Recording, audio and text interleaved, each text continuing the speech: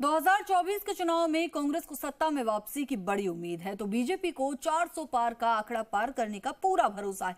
लेकिन 90 लोकसभा सीटों पर अगर थोड़ा भी इधर उधर हुआ तो बीजेपी का खेल बिगड़ सकता है। देखिए रिपोर्ट।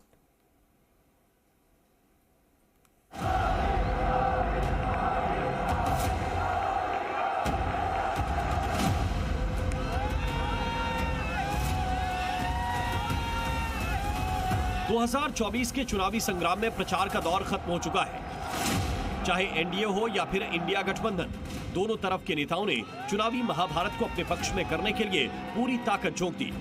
लेकिन सत्ता के संग्राम में अभी आखिरी राउंड की वोटिंग बाकी है।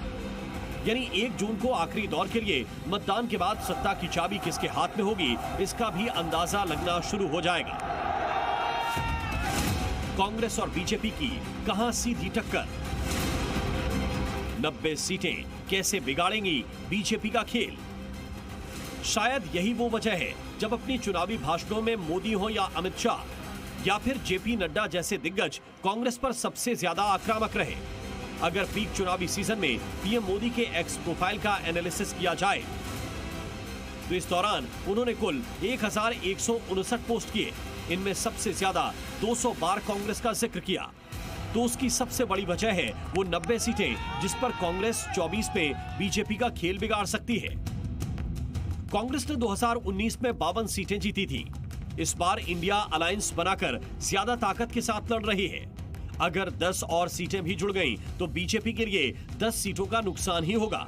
उदाहरण के तौर पर कांग्रेस अगर 90 के आंकड़े पर पहुंच गई तो बीजेपी को 272 के आंकड़े से नीचे रोक सकती है। और कहीं उसे 100 सीटें मिल गईं, तब तो राष्ट्रीय राजनीति में उथल पुथल हो जाएगी। अगर 2019 के लोकसभा चुनाव पर नजर डालें तो बीजेपी 303 सीटें जीती थी, तो कांग्रेस पार्टी 52 सीट जीत पाई थी। बीजेपी को मिले वोटों का प्रतिशत 37.3 था, तो कांग्रेस को 19.7% वोट मिले थे। यानी दोनों के बीच 20% वोटों का अंतर था। हकीकत यह है कि 2019 में देश की 190 सीटों पर बीजेपी और कांग्रेस पार्टी के बीच सीधी टक्कर रही, जहां दोनों पार्टियां टॉप 2 पोजीशन में रहीं। और इन्हीं 190 सीटों में अगर 90 सीटों पर थोड़ा बहुत भी ऊंच नीच हुई तो मामला पलट सकता है। Bureau report, C media.